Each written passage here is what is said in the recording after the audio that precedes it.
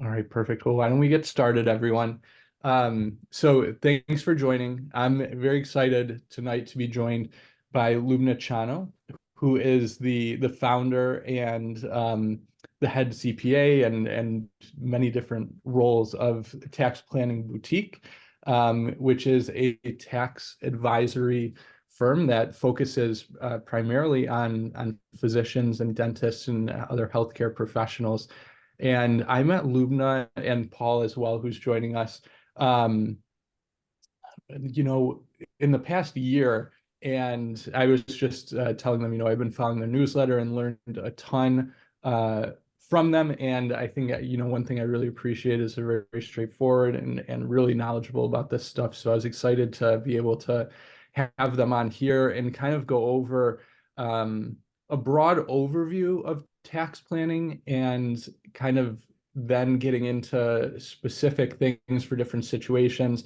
And we're also going to have a bunch of time for Q&A, which there's always a lot of, misconceptions and questions around tax planning and what's allowed and what's not, and sort of what's advised and what's not. So I'm excited for a really fun and interesting hour. And with that, I'll hand it over. Thank you, Jordan. Nice meeting you all. My name is Lubna Channo. I'm not going to speak about myself, but I'm going to jump in straightforward about tax planning. So what is the word tax planning? Most of the people, they think that calculating the estimated payments or getting the advice to buy an equipment or a vehicle and put in the business name, they think this is tax planning, but in reality, this is just tax projection. It has nothing to do with tax planning. So being certified and health business consultant, I deal with a lot of physicians, dentists, surgeons. They do work hard for their dollars and they spend unnecessary taxes for just because they miss the tax planning. So what is tax planning? Tax planning is a bunch of rules that we have in the 11,000 pages of the tax code. Some of the codes that it's straightforward, you have to stop and pay the tax because there is no way around it. So it's straightforward. Some of the tax codes that been written for us, there is instructions there for us. If we follow the instructions and we can map that for you, you can save tons of money there. So that's the reason why I wanted today just to briefly explain the difference between tax planning and tax preparation. They are two different industries. Tax preparation is just putting the numbers in the boxes in the right form and file it in the due date and call it a day.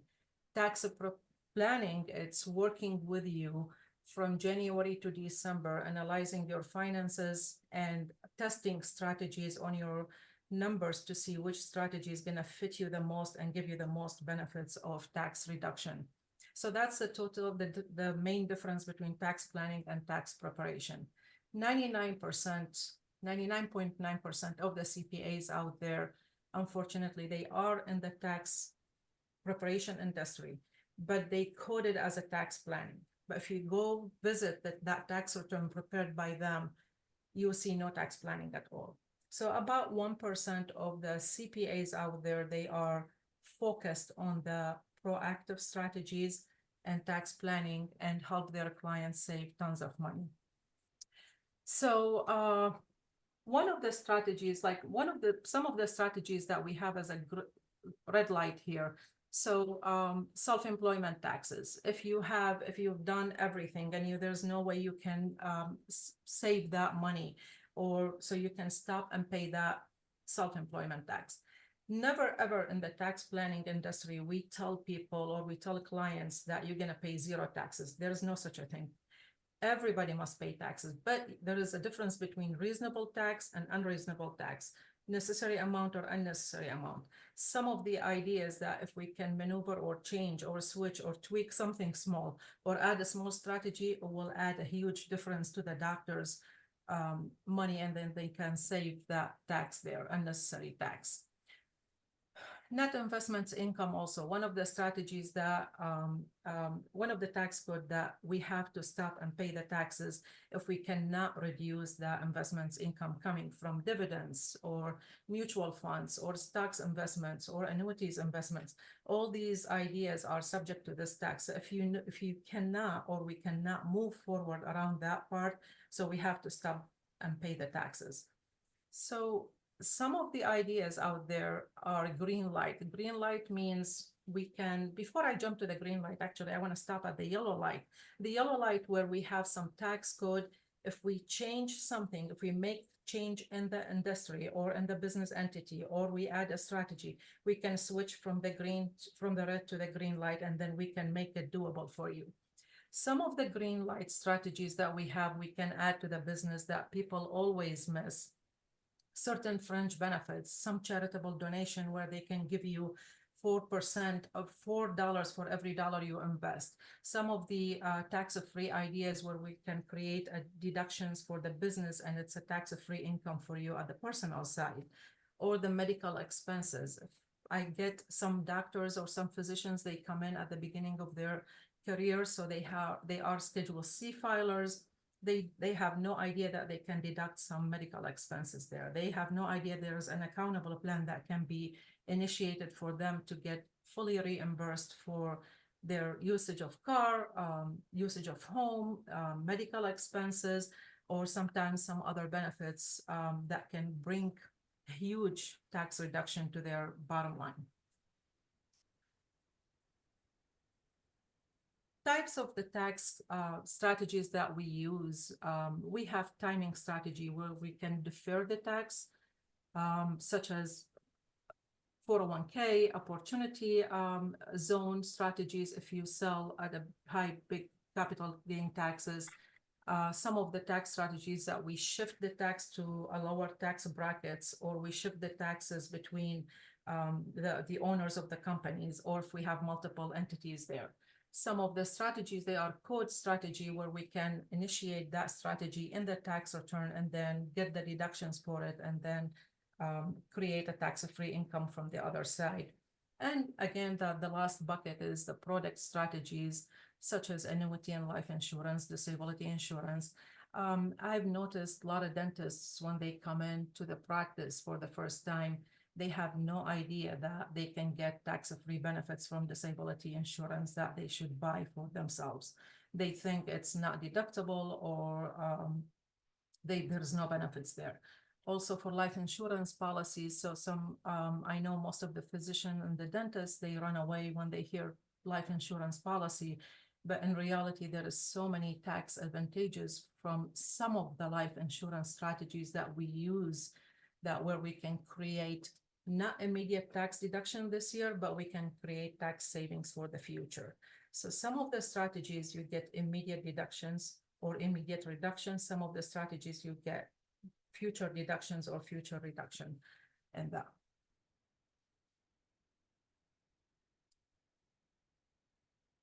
The process of tax planning when the physician comes in through our doors. So what we do first, we ask for the tax return to analyze 2 years of tax return, business and personal. And we analyze that tax return to make sure we understand the type of the business that they have. Do they have equipments like dentists, or x-rays machines, or any other types of equipments? Or do they have staff? What kind of benefits they apply to in their businesses to their client, to their staff? What do they do with their bottom line profits? How do they use their money? What are their goals? So we analyze everything there to diagnose the missed opportunities and the tax credits that they were not able to claim, or the deductions, or any other strategies that it's available for them out there, but they are not taking advantage of. Once we diagnose what's the problem in the tax return, or what's the missing opportunities there, or missed opportunities there, we go ahead and come up with a tax plan for them. We prescribe a treatment. That treatment, we sit and explain to them what we can do for them and what type of reductions and value we can add to them to reduce their taxable income. Once we come up with this treatment plan for them, we decide, after we agree both sides to work with that, and then we start filling that treatment plan, think about it. It's just like when you prescribe for your patients a medication, you fulfill that prescription for him after you explain the treatment and the cause and the disease that they have. This is exactly the same process that we have. So the procedure and the preparation from A to Z will be handled by us, but we communicate with the clients exactly what we need to do and how we need to do it and what do we need from them to provide us and what's the next step from there and that needs to be taken to achieve the goals that we need to do for them.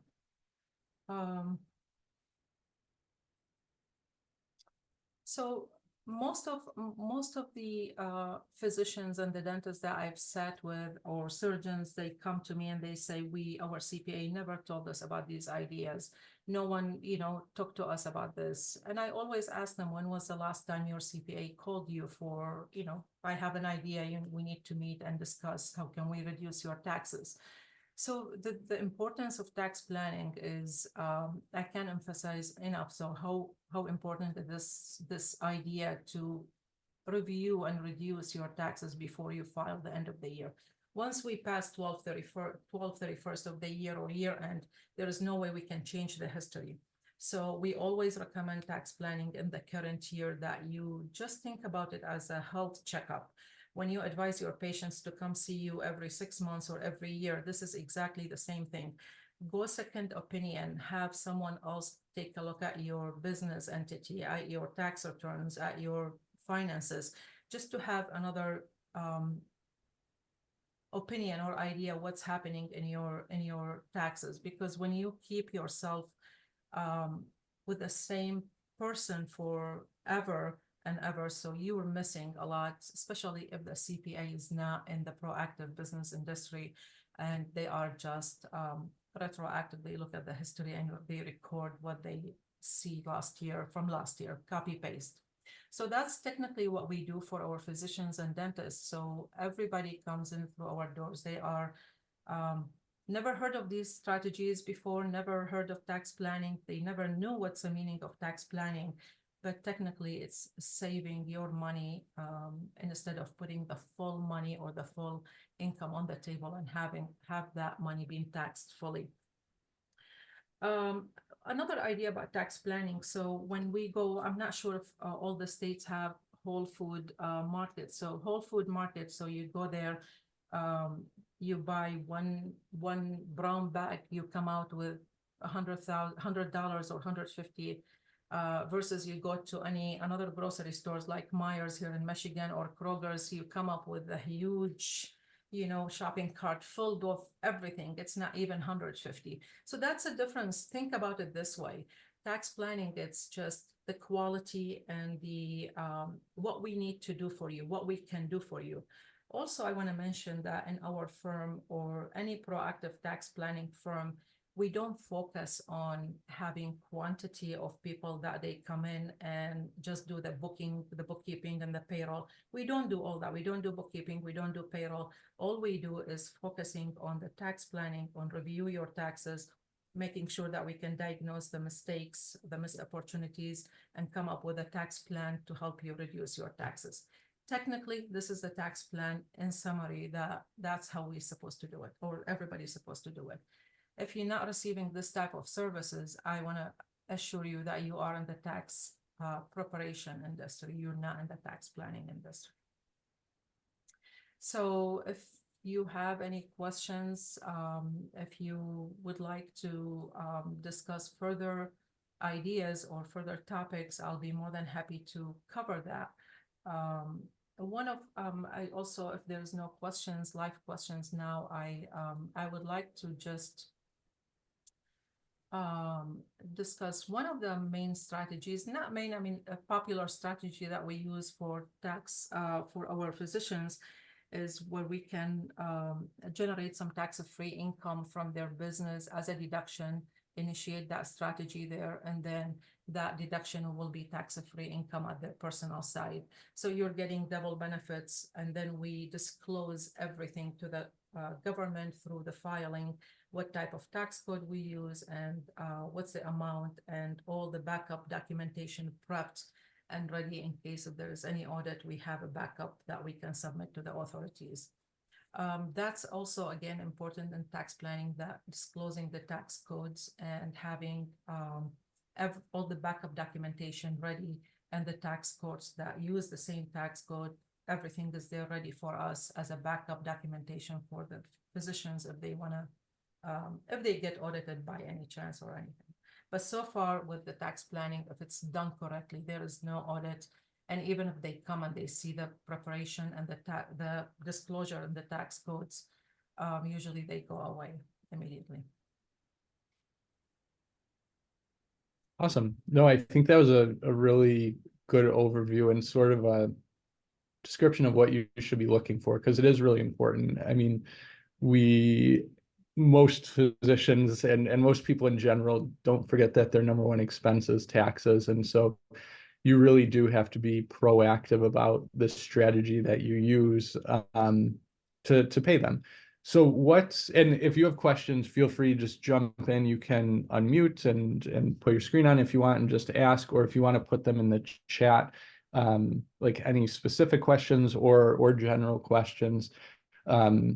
What's the biggest mistake that you see doctors making when it comes to taxes? Like when they come to you and they haven't really been on the tax planning side, what's the biggest mistakes you see, or the greatest opportunity for tax reduction that you see not being taken advantage of? Oh, I think you might be on mute, Lubna. Oh, is it? There you are. Okay. Accidentally I hit that. So one of the common mistakes that I've seen in my physicians when they come in for the first time for tax review, it's a very the CPA or the accountant advise them to buy their auto and put it under the business name immediately to secure the deductions. So why would you do it this way? There is another way to do it, that where you can get the deductions tax-free, the business can get the deductions, and the physician can get the money back as a tax-free benefits from the business, instead of just putting that assets under the business name. The other mistake that I've seen also, many business owners, they are missing the benefits. It's always, I want you to think about the owner's benefits are different than the employee's benefits in the business. So most of the returns that I've seen at the beginning, they mix the owner with the staff, the same benefits. That is totally different, especially if you are an S corporation. S corporation owners have different set of rules and treatment and benefits than the staff there. So health insurance, I always see it, for example, if it's an owner of an S corporation, always see it as a deduction for the business, which is the biggest mistake also, because it has to go a different way or different route through a W-2, subject to federal and state, exempted from FICA, and then this way to secure the deduction at 1040 above the line deductions. Things like that makes the owner miss the deductions, and that's why they end up with the higher tax bill there.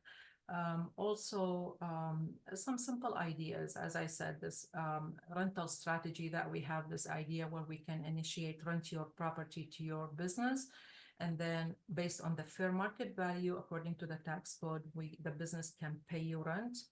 The business get the deductions, the rent goes to as a tax-free income to the owner. However, this is not done just like this. We have an agreements to be signed between the owner and the business. We have also appraisal and the fair market value and all that. It's all bundled, and then we disclose that in the tax return for with the tax code and the details of that as well to the government, so they know exactly what we're doing. Okay. That makes a lot of sense. Please, again, if you have questions, feel free to just jump in.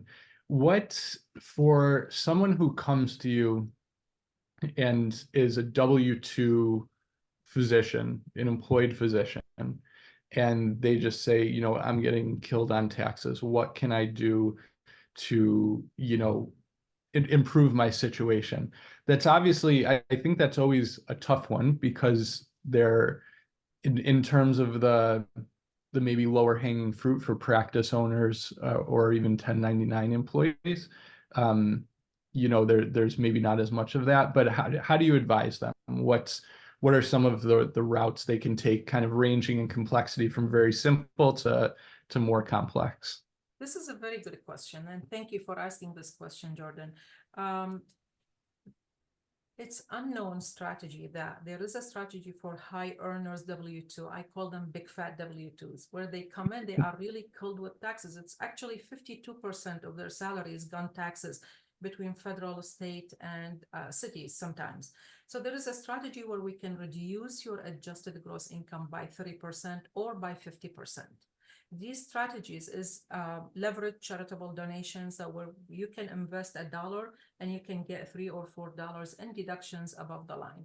So those deductions is documented, the tax code documented, the tax court cases, everything is documented and prepared, and it's really, I use it personally as well.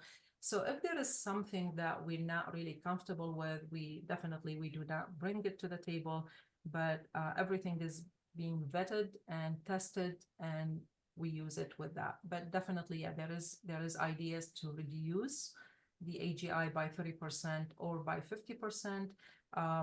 After we adjust the withholding, after we check the retirement, which is that very, everybody knows about that. Adjust your withholding, make sure to do the Roth 401k instead of traditional 401k, adjust the state withholding, and then after that, we go ahead and jump and do the reduction of the AGI. Okay, very cool. Have you seen more and more physicians who are W-2 transitioning to a type of employment where they're sort of like then becoming forming their own LLC and becoming 1099 physicians with a larger healthcare organization? I'm just curious if that's a trend you've seen more and more. So when I have groups, for example, groups of cardiologists, I can change that in between. But with the big organizations, I always ask the physician to go back to the, the hiring management or the company to ask if they can be switched to a 1099 recipients. First of all, it's cheaper to the employer to pay them as a 1099. Second, once I get him on 1099, the field is wide open for me. I can do a lot for that physician. So we can have him pay probably quarter what he's paying, currently with a W-2. So definitely, I always try. Some of the employers out there, they do it, and some of the employers, they deny this, request. The request, yeah. No, I think that's a really good point. And something anecdotally, I feel like I've seen more and more physicians doing this as well. And I think you're exactly right in that there's advantages on both sides and for the employer as well. And a lot of times it's just about educating them because they initially think, well, this is more complicated and just let's keep it the way it is. Yes, it's also, remember, there is no, they don't think outside the box. I mean, if the employer can think, and if I'm the hospital and you want to be a 1099 recipient, I would love to give you a 1099 because I'm going to save a lot from the other side too. But they don't think this way, and also related to the other side because it's related to the benefits they are giving and the contract that you sign with the hospital or with the bigger organizations. So all that it's built up. So that's why they cannot do it sometimes. Okay. Actually this year, I was just working today on a physician in California in Modesto area.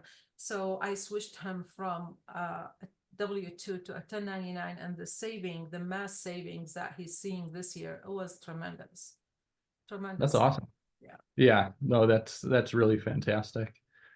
Can you talk a little bit about, I invest in real estate, and it's an interest that a lot of physicians have, and a large part of it is because of the potential tax benefits. Can you talk a little bit about the tax benefits with real estate investing and when they're passive in terms of losses, kind of when the passive losses, how that can be used, and then how those can become active and the difference there? Sure. So I know most of the physicians and the dentists, they are trying to build up the real estate investments so they can get out of the medicine, the practicing, and then, retire with the I would say, safe income without patients, Yeah. risk of getting lawsuits or anything. So I understand that part. So investing in real estate is really important. There is types of investments in real estate. If you want to become a property owner, so there's three types. There's short-term rental, as far like if you want to buy rentals and start investing in that side, there is short-term rentals, mid-term rentals, and long-term rentals. So midterm and long-term rentals, if you're not materially participating in that and you're not a real estate professional there, you don't have that license, it's a passive loss for you. So every year you rent that, you build up that passive losses until you sell that property. That passive losses will be switched to active losses, and then will offset the income. Versus short-term rental, if you have there is testing that you have to follow. If you pass the test, if you run the property for 7 nights and less as an average, and you have about 150 hours of participation in that, that loss is ordinary loss for you. So can come in and offset the W-2. That's another thing. When we have the big fat W-2s there, we advise them to start investing in short-term rentals, not long-term, not mid-term, because I can bring more losses to offset that income. So it's the tax return for people who are outside this industry. So you see it as just line items. For us, we see it, it's everything is connected to each other. And if you know how to navigate between those lines, you will benefit your clients at the high rate there. Yeah, no, I think that's that's all really important to understand too. And I think, we've invested so far in long-term rentals. The reason that works in terms of the tax savings is because my wife reaches real estate professional status. But for a practicing physician, that can be very tough unless you go half time at least or something like that. So it's important to understand. And short-term rentals, like you said, have kind of a lower threshold to reach that makes it more It's lower, but it's more usable. of a time consuming, as you said. You have to have, Right. all that, documented and tracked for you so you can get and, secure the losses there, the deductions for the losses. Yeah. No, I think that's really important to understand. What for practice owners or people in private practice who may be here, are there any types of strategies that you kind of favor, you see being missed a lot, or anything like that in terms of deductions? Or I know you mentioned the renting the building from the business, or yes, to the business. That would seem like that's a really advantageous one. Are there any others that you see typically? What I talked earlier, I talked about renting your principal residence to your business, but renting your building as well to your business, that's good. But owning a building, it's a passive loss activities because you're not materially part. You invested in the building, you put the money you invested in the building. But there is a way also we can switch that passive loss from the building to an ordinary loss to offset the business income. That's another way we can do it. There is a tax law there we can apply. So 99% of the physicians that they come in with, they own their buildings, they don't know about the strategy. And then when we get the approval from the IRS to to switch it from passive to ordinary, it's a huge savings for them too. Okay, awesome. It looks like we have a hand up from A. Was that a question you have? Yeah, thank you so much. I really appreciate you. I had a question over my understanding. A lot of doctors have W-2 income and side income, 1099 income. If the entire 167,000 of the maximal income for Social Security, like after that, Social Security tax is not being taken out of the W-2 income for the year. If that's already paid with the W-2 source of income, my understanding right now is, if my 1099 income is just a little more than that, then I may be avoiding employer tax. Like I may lose out by switching to an S corp. But at what point would you say it starts making sense for that a situation where all the Social Security tax is being paid through their W-2 income, if would you say around 500,000 1099 income would be like, oh man, you're that 2.9% Medicare tax really adds up and you should be an S corp at that time? Usually I mean, that's a very good point. So once you meet the Social Security wages threshold amount, so if you have a 1099 income coming, that 1099 income will be subject to just Medicare taxes only. So the Social Security is already satisfied there. So just the Medicare taxes.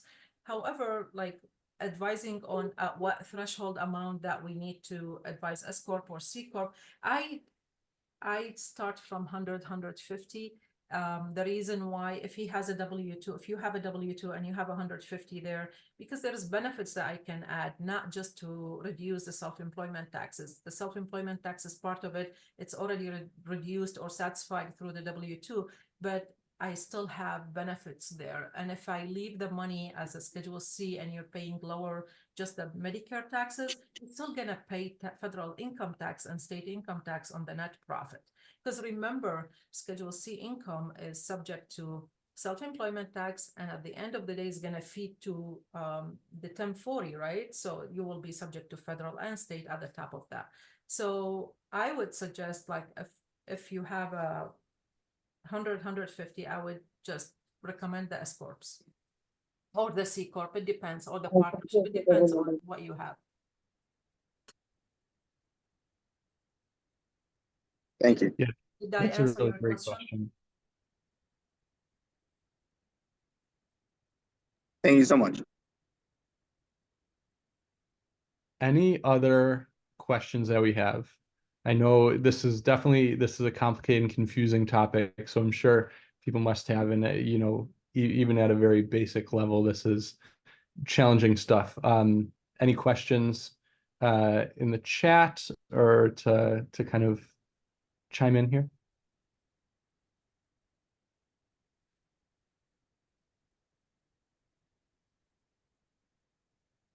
In the meantime, when you're one question that, you know, I ask myself all the time in figuring out with retirement accounts, and you brought it up briefly, which is why I'm asking, when you're advising kind of these, you know, high income individuals, what sort of like split are you recommending for them in terms of contributing to like Roth 401k versus traditional 401k at really, I guess, at any stage in their career? Do you alter that advice based on the stage of career that they are in? Can you go into that a little bit?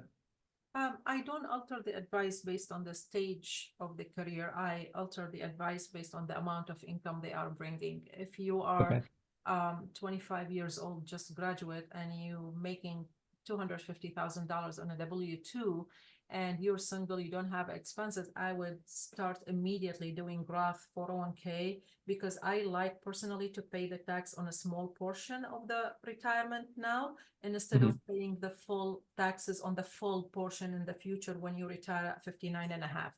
So anything you can pay the tax on it now, if you have enough funds, that's not going to affect you. Because think about it, if I keep you on a traditional 401k and you're making $250,000 in a W-2, that traditional 401k to you, you're not taking any advantage of it. So there is no deductions for you. There's nothing there for you. You're not even an employer to match and profit share for that. So that's the reason why I prefer, if you're working and you're making good money, regardless of which career, entry level or mid level or advanced, immediately, if you have enough, I mean, if you're making good money, immediately Roth 401k, no thinking, no brainer. Okay, so that's the way to go. Yeah. Okay. You will be surprised, Jordan, how many, I have a group of heart surgeons, they are making 13, $14 million until now. Until like few years ago, I switched them to Roth 401k. And this retirement specialist guy never ever brought up, like, I mean, what that gonna do for them in the future? They're gonna pay a lot of taxes unless we do Roth conversion. Right.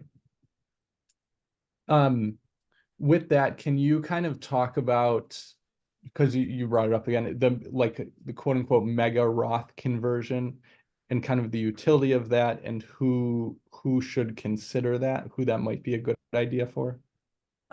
Roth conversion, you have to be very careful when to do it, because if I have a business loss, I would consider if there's any opportunity for Roth conversion, I might bring it to the table. If I have strategies to reduce adjusted gross income by 30% or by 50%, I would bring the Roth conversion.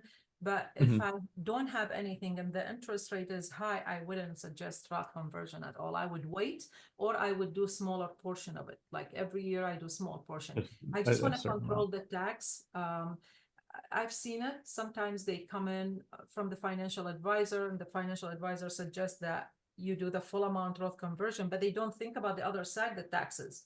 And those people, they get hit by big tax bill just because the guy wanted to do it now and be done with it. Right. So that's a type of thing that we stop and think about it and assess based on the information that I have from them. Okay. And then I know you work a lot with like different private practices. Can you talk a little bit just about the decision and the thought process of what different types of retirement accounts or sort of tax advantaged accounts that practice owners can open? Things just even from, obviously there's like a solo 401k, things like that, but even like a cash balance plan, how that kind of works, and when that's advantageous. So, I mean, you know, for sure the basic one is the 401k, the Roth and the traditional for that. But do you know the parts of the 401k, how that works, regardless if it's Roth or traditional? So we have the employee contribution, which is that's if you're below 50, you can contribute up to 22, I think this year, some threshold amount, 2,500 or 22,500. I can't remember exactly. And if you are over 50, I think it's 30,500. That's an employee contribution, whether you're owner or an employee there. And then there is the employer match. Employer match, if you own your practice, you have to contribute to your employees and to yourself the same percentage. And that percentage is set at the beginning of the practice initiation, where you say, okay, well, I'm going to do between 1% and 3%. You cannot discriminate there, but that's the match part. The match is business deduction for the employer. And then you have the profit sharing, where you want to run the profit sharing. That's optional for the owner of the business. But if you are an employee, the employer must, the bigger company, they always run the profit sharing. The profit sharing also, it's a business deduction. So you have the match and the profit sharing is business deduction as part of the retirement plan. As far as which type, which is 401k or cash benefit or defined benefit plan, that based on the business owners, if you are a small practice. If you want to keep in your mind, if you want to share the pie of your profit with your employees to retain them, like a group of heart surgeon, they always do the defined benefit plan, and they share this big, huge contribution by the employer on behalf of their employees, because they want to retain those surgeons. It's very hard for them to find those heart surgeons in Michigan, for example, versus other like a small dental practice. He's not obligated to do that, so he just satisfy with 401k and match only without even profit sharing. Some of them they do profit sharing. But there is, to be honest with you, it's all depends on the practice, and it depends on how much benefits you wanna, how much reduction of the income you wanna achieve. Also, I wanna mention something since we're talking about retirement planning. So there is other ideas out there, not just create the defined benefit or the cash balance or the 401k. There is an idea where you can invest in a life insurance policy on behalf of your employees to retain them. Once you retain them, you own the policy, but you buy the policy on the employee. If the employee wants to leave, you can have the earning from that investments in the life insurance policy and give them the policy to themselves. So that's another idea. This is way more beneficial and advantageous for the business owners if they want to retain the employees, that part. There is always restricted property trust that where we use as a life insurance policy on the owners of the practice if something happens, so they can retrieve someone. That's instead of retirement as well, or on the key employees. So there is so many ideas out there.